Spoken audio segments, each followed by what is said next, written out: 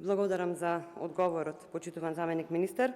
Добро е што токму на денешниот ден, кога е во тек кампањата, меѓународната кампања 16 дена активизам за борба против насилството и семејното насилство, говориме на оваа болна тема и што од вашата работа се гледа дека нашите заложби не се само декларативни.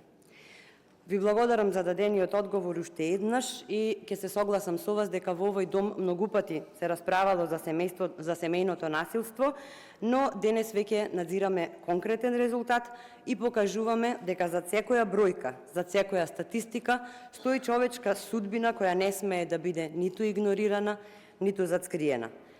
Имаме 512 пријави во првите 6 месеци од годинава и секоја од тие пријави е повик за итно дејствување. За тие бројки стојат 436 жени и 107 мажи кои биле понижени, повредени, замолкнати. Стојат деца кои растат во страв, семејства кои се распаѓаат, домови што станале места на притисок наместо на засолниште. Тоа не се туги приказни, тоа се наши сограѓани, наши соседи и наши пријатели. Тоа е нашата заедничка одговорност. Вашата потврда дека измените на кривичниот законник се при крај и дека наскоро ќе се најдат во собраниска процедура е навистина значаен чекор. Оваа реформа го носи во себе најважниот момент дека државата конечно ја превзема храброста која што толку време ја баравме од жртвите.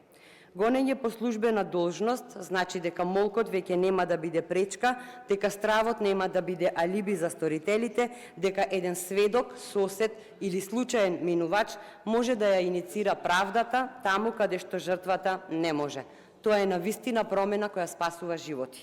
Затоа ова собрание има обврска, мора да бидеме дом каде што ваквите измени не се одложуваат, не се релативизираат и не се претвараат во политички надмудрувања.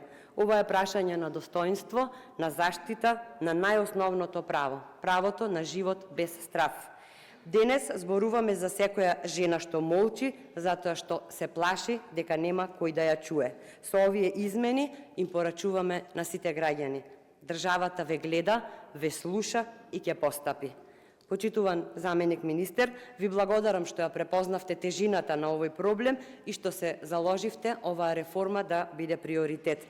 Овој парламент исто така има обврска да ја покаже истата решителност. Нема поголема одговорност од обврската да спасуваме животи.